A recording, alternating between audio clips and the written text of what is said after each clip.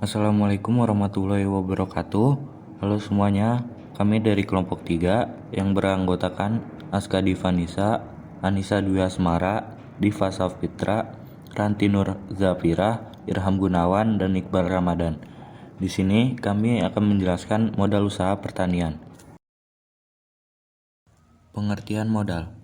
Secara umum, modal merupakan sekumpulan dana yang digunakan untuk menjalankan usaha dan dapat berbentuk uang maupun barang.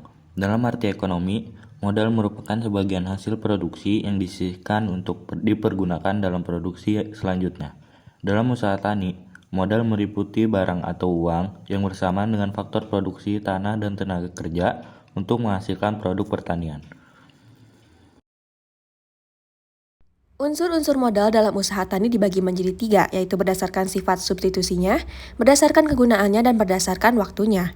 Berdasarkan sifat substitusinya, dibagi menjadi land saving capital dan labor saving capital. Land saving capital, dengan modal tersebut dapat menghemat penggunaan lahan tanpa menambah luas lahan dan produksi dapat ditingkatkan. Misalnya, dengan intensifikasi, penggunaan bibit unggul, pupuk, dan pestisida. Labor saving capital, dengan modal tersebut dapat menghemat penggunaan tenaga kerja, misalnya penggunaan traktor untuk membajak lahan, penggunaan thresher untuk penggabahan, rice milling unit untuk memproses padi menjadi beras. Berdasarkan kegunaannya dibagi menjadi 2, yaitu ada modal aktif dan modal pasif. Modal aktif yaitu modal langsung maupun tidak langsung, yang dapat meningkatkan produksi, contohnya adalah pupuk, terasering, dan lain-lain. Modal pasif yaitu modal untuk mempertahankan produk usaha tani seperti bungkus, karung, kantong plastik, gudang untuk menyimpan, dan lain-lain. Berdasarkan waktunya, terbagi menjadi 2, yaitu modal produktif dan modal prospektif. Modal produktif yaitu modal yang langsung meningkatkan produksi, contohnya adalah pupuk dan bibit unggul. Modal prospektif yaitu modal yang meningkatkan produksi dalam jangka lama, contohnya adalah investasi dan terasering. Selanjutnya ada macam-macam modal usaha tani. Yang pertama ada tanah. Tanah sebagai modal di dalam usaha tani di Indonesia dan di negara berkembang lainnya berperan sangat besar. Tanah meliputi 70 hingga 90% dari modal seluruhnya, sehingga merupakan faktor terpenting untuk meninggikan pendapatan petani. Karena luas rata-rata usaha tani sangat kecil, maka bagi sebagian petani Indonesia, tanah dianggap sebagai alat untuk memproduktifkan tenaga. Yang kedua ada bangunan. Bangunan yang termasuk modal usaha tani ialah bangunan yang termasuk bagian usaha tani tersebut. Bangunan ini didirikan dan digunakan untuk kelancaran usaha tani. Bangunan ini berupa kandang ternak, lumbung, gudang yang dimiliki petani dianggap sebagai modal karena digunakan untuk melancarkan operasi usaha tani. Bahkan rumah petaninya kadang-kadang dimasukkan ke dalam perhitungan modal karena dianggap memberikan tempat berlindung kepada petani. Yang ketiga, ada alat-alat pertanian dan mesin. Macam dan jumlah alat-alat pertanian yang digunakan oleh petani dipengaruhi oleh iklim, keadaan tanah, jenis cabang usaha yang diusahakan, dan tingkat kemajuan usaha tani. Alat-alat dan mesin-mesin ini juga termasuk modal tetap dan harus diperhitungkan penyusutannya tiap tahun. Yang keempat, ada tanaman dan ternak. Tanaman yang masih berada di lapangan merupakan modal usaha tani. Modal tanaman ini dinilai berdasarkan umur dan keadaan pertumbuhannya. Ternak sebagai modal dapat berfungsi sebagai alat untuk membantu tenaga kerja manusia, dapat pula berfungsi sebagai cabang usaha. Selanjutnya ada bahan perlengkapan. Bahan perlengkapan terdiri dari bibit, pupuk, obat-obatan pemberantas hama, dan penyakit. Bahan-bahan ini disebut juga sarana produksi. Dan yang terakhir ada uang tunai. Uang tunai merupakan alat untuk membeli semua perlengkapan produksi yang diperlukan. Fungsi uang tunai adalah untuk membiayai semua peralatan dan perlengkapan yang asalnya dari luar usaha tani. Karena usaha tani yang maju lebih banyak memerlukan peralatan dan perlengkapan dari luar usaha tani, maka diperlukan uang tunai yang lebih banyak. Sumber pembiayaan modal dalam usaha tani. Modal dapat diperoleh dari dalam maupun luar usaha tani yang dilakukan. Pada usaha tani modern, pembiayaan biasanya berupa gabungan antara modal sendiri dan modal luar atau kredit dari lembaga keuangan seperti bank komersial atau pasar modal. A. Pembiayaan jangka pendek. Pembiayaan jangka pendek atau kredit musiman dilakukan untuk menutupi modal kerja pada musim tanam, yaitu untuk keperluan pertumbuhan tanaman, pembayaran upah, pembelian pupuk, dan keperluan jangka pendek lainnya selama proses produksi. Sumber dana jangka pendek meliputi laba ditahan, retained earning, sebagian penghasilan usaha tani yang dipakai untuk modal kembali. Namun, waktu penerimaannya relatif lama sebab hanya diterima dari penjualan hasil panen. Lalu ada overdraft, pinjaman yang hanya bagi catatan nasabah yang diizinkan untuk menarik cek melebihi batas yang ditentukan bersama, artinya lebih besar dari yang dipinjam di bank untuk jangka waktu tertentu. Biasanya diberikan pada petani yang dapat dipercaya dengan menaikkan bunga sebesar 2-4%. Selanjutnya ada kartu kredit atau credit card. Fasilitas kartu kredit membolehkan pemegangnya untuk memperoleh barang dan jasa dengan cara kredit dari supplier tertentu dengan jumlah maksimum yang disepakati.